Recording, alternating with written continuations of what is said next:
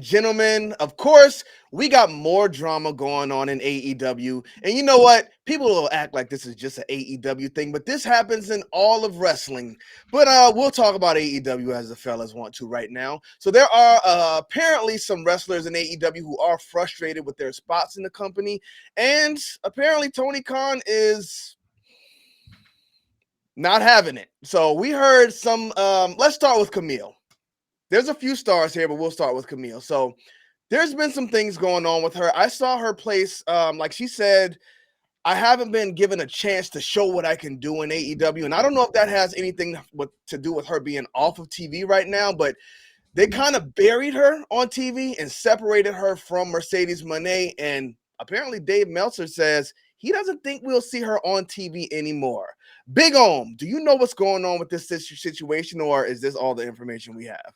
No idea, but with the way that she was on, like the last time we saw her, obviously was like that whole angle with Mercedes essentially cutting ties with her. The more like you look back and you look at Meltzer's comments, the more like it could make sense that like, hey, they might have written her off. It's like a growing trend we're kind of seeing with like, for whatever reason, there just seems to be some friction with like talent in AEW. I don't, and like we'll talk about other talents, some major talents later, but like I, if I don't know what it is. I mean, I think one thing is clear over the past couple of years: communication in AEW has been proven to be inadequate, and that's me putting it nicely. That's another way of me saying it's been shiitake mushrooms up in there when it comes to communication. You can't demonetize that, YouTube. That's a real word. But in all honesty, like I don't know what it is. I hope it's something I can figure out because I think there's a spot in AEW for Camille. I was not a big fan of the way she was booked with the Mercedes stuff. I thought the idea of her being, the brick house, being like the heater for Mercedes is cool, but like it was just not what it was in actuality, in practice. Except for that one thing of her trying to murder Chris Statlander. That was hilarious. More of that on AEW TV, please. Now, Big Om, before we get to my boy Brian, our WWE representative, you mentioned that her trying to kill Chris Statlander. That's why I said they're kind of trying to bury her before they actually wrote her off. Because like Sasha Banks was like, Mercedes Moné was like, you idiot, you stupid. Like, what is wrong with you? Like, they were just like pushing her under the bus. Like, you're an idiot. You can't do nothing right. Like, she was just blowing all of the spots. And then she didn't even get her blow off match with Mercedes Moné. She was just gone, just out of there. Do you feel like that was a burial? I mean, maybe it's possible. I just don't know. I just don't know. Like, that's the thing with a lot of things in AEW, bro. I don't know. Like, because here's the thing, all the drama that gets out is like you hear a lot from AEW, but like we never hear like a definitive reason in some of these, in a lot of these major situations. Like we're gonna talk about him later, but Ricky Starks is a guy like there's a lot that's been happening, but we don't know any of the root causes. Like it's a lot of he said, she said. You go back to the Punk situation for a while before everyone just started saying crashing out on podcasts about it. Like we didn't really know what exactly was up for months, even a year after the fact. So like I don't know what it is, man. But it just seems like again, it comes down to communication or miscommunication. But we got our local WWE representative up here. Now he's over here. Brian, what do you think about this whole situation, bro? Think it's hilarious, man. And the reason why is like AEW went ahead and signed Camille when she was linked to WWE also as well. And it seemed like they signed her and put her on the shelf for like, bro, Camille's been signed to AEW for over like a year now, right? It's been Something like pretty that. close to that. Almost And here. we've only seen her on TV for maybe like 3 or 4 months out of that whole year. And it's been completely garbagely booked, bro. She's out How was there, it garbagely booked? bro, Now, because Brian. bro, Now, she's Brian. getting buried every week, bro.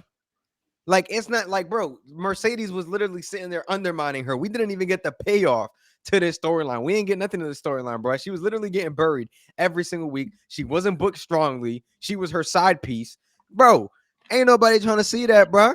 this lady right here, bro. It looked like she had some stuff going on for her before, She did? AEW, and she went to AEW and completely cooled off. And granted, bro, this happens with every company. We've seen wrestlers go to other companies and completely cool off, but right now it seems to be a pattern where wrestlers keep complaining about AEW, and another star is Ricky Starks. Well, shout out to Carmelo Hayes, who's going to be complaining pretty soon. Oh yeah, he will be complaining pretty soon for See, we sure. got problems on both But- ends of the board. But before we get to Mr. Starks, I don't think she was being buried fully. I think, when they were actually going along with that story, I thought it was good. I was like, okay, I see what they're doing here. She's Mercedes Heater. She's like one of the girls who's going to be next up. So I see they were building something, but I thought it was going to kind of collide with those two meeting head to head. And, Camille turns into a star from there. But I think Camille had a match on TV, and the match wasn't good. And I don't know if Tony Khan fully lost confidence within her after that. I mean, we see what's going on, but we don't know what's going on with Britt Baker, but she just disappeared after she had a few bad matches. So I don't know what's going on. But I think Camille. And I know Camille is I know she's feeling it, bro. Seeing the way that women are being booked in NXT. You know what I'm saying? She should have just gone to NXT, bro. No. She's not going to be gone to NXT. Nobody sees like, oh, NXT. She's feeling I mean, bro, listen. Hey, bro, listen, bro. The NXT women's division and NXT right now is really well booked, bro. It's the highlight of the I'll take NXT. it a step further, Brian, if you want. NXT has the best booking in all of pro wrestling in December of 2024. I agree, bro.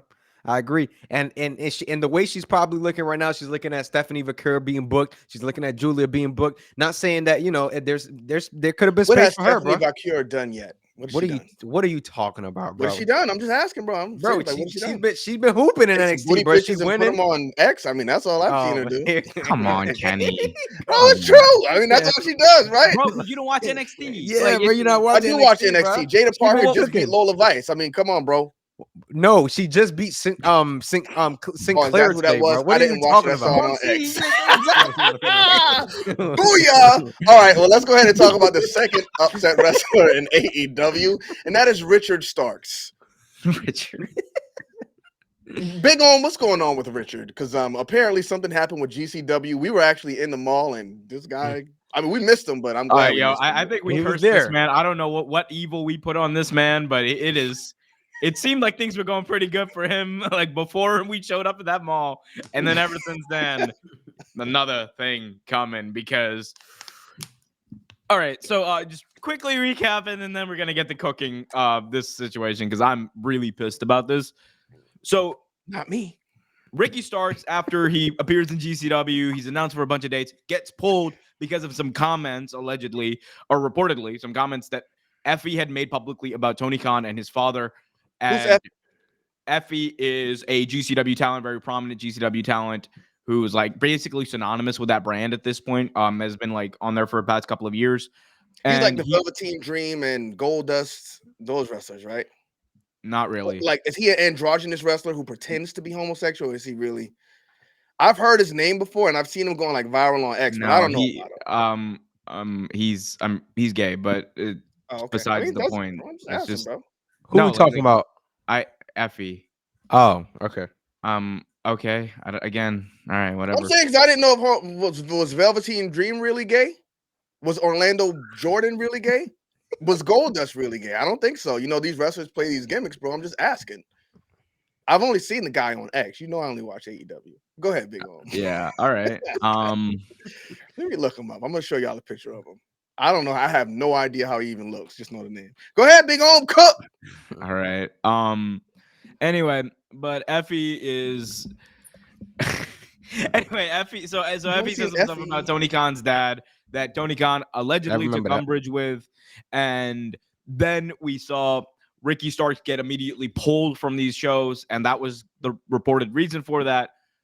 Then all hell breaks loose because just a couple of weeks later, Chris Jericho appears, hyping up a match with GCW talent Matt Cardona to go over to GCW after he pulled Ricky Starks. Ricky Starks, who has had obviously problems with AEW. I think it's obvious at this point that the two sides are not seeing eye to eye. I don't think you exacerbate it when everyone's already talking about it by being a hypocrite, which if all of this stuff is true, Tony Khan is a hypocrite for allowing Chris Jericho to not only compete at a GCW show after he pulled talent from that show, but on top of it, do it with Effie, who like allegedly made these things, which is why Tony Khan is mad. I don't get this. Because like it has not. Again, I don't even think Tony Khan should have pulled Ricky Starks. I thought that was a dumb move, to be honest, because it had nothing to do with like anything actually professional. It seemed petty. It came across as petty. It came across as he was just doing it for the sake of doing it. It frustrates me to no end. A lot of the goodwill that AEW has had over the past couple of years with a lot of fans has been eroded. It's going away. And a lot of it is because of BS like this that we continue to see. It's like pettiness over what's best for business. It's pettiness over what's actually good for your talent. Like, this used to be the place where talent could go and you would be accepted, where you would talk things out, where things were communicated, where the best would come out and you were free to be you, and you were also free to go do stuff at other companies. But what we've seen over the last year, especially with this Ricky Starks situation, man, it's frustrating as a fan, because I'm looking at like Ricky Starks, one of the best talent there is in the business today. Oh, now you're going crazy. I got to stop you right there, because now you're going crazy, bro. You're going crazy with the hyperbole. AEW representative Kenny to the rescue. AEW wrestler with his name on the AEW contract, and he's in trouble. He's in the doghouse. This is not the first. What is he in trouble for? Can you please tell us? So why should Tony Khan let him go out and thrive and do what he wants to do? Can you in the doghouse? Can you please tell us why he's in trouble? I don't work for AEW. Oh, all right. Then. So what are you talking about then? So you're trying to say everything that goes on behind the scenes we should know about? That's because y'all complain when we find out about these things. Well, what do we find out about? And you're trying to say what do we find out about? Jericho should be punished for something his wife did? No, I never said that. You just said that. You said Chris Jericho's wife did this. No. So why would Tony Khan let Chris Jericho go wrestle here? If Tony Khan, nah, bro. If Tony Khan pulls all AEW talent, then Chris Jericho shouldn't be allowed. Why does he have special privileges? That's what I'm saying. Oh, all right. Because he's Chris Jericho. So wait a minute. No. That makes no sense, dog. That makes no sense. So you're trying to say John Cena didn't have more privileges in WWE than any other wrestler? So you're telling me that Tony Khan respects like Chris Jericho's privilege more than he respects his own his own like vanity, his self? Because the entire reason he dropped Ricky Starks from those shows was because he felt insulted. So you're telling me he respects Chris Jericho more than he respects himself? Make no doubts about it. Chris Jericho and Ricky Starks have very different contracts. I have never read him, but I could definitely guarantee you that Ricky Starks does not have the same allowances at the end that of the Chris day, Jericho has. At the end of the day, Tony Khan has the final say whether Chris Jericho's on the show or not. At the end of the day, if Chris Jericho's contract says if I'm free these dates and I can work here, then Chris Jericho can work there. Have you seen this contract? Why did AEW promote it then? Why did AEW promote it then? Why wouldn't AEW promote a match on one of their stars over there? A company Tony Khan owns. I'm not understanding the question. Like, I don't know, like, what's the problem here? Ricky Starks is not Chris Jericho. Why should Tony Khan have to let Ricky Starks go work at GCW goofy, show? Bro. He looks goofy because that is telling the world that I care about Chris Jericho more than I care about myself, more than I care about, because allegedly he was insulted, right? Chris Jericho does good business for me, so I'm going to do everything I can to keep that business relationship healthy. Ricky Starks has done nothing. Ricky Starks has never drawn a dime in AEW. So, I mean, what are we talking about here? What's the difference? Hey, man. There's not about that, bro. Subscribe, hit that notification bell. I don't know what else I got to say. I got nothing to say. These guys don't understand business, y'all. Make sure y'all drop a like on the video. Smash the subscribe button if you haven't already and grip that thing. Don't squeeze it too hard now. But just make sure you grip it just firm enough. And while you're gripping that thing, make sure you drop a like on the video. Don't let it go yet, because you ain't finished. You're not finished yet. Keep it gripping. Keep it in your hand. Don't let it go. While you holding on to that thing, I need you to smash that subscribe button.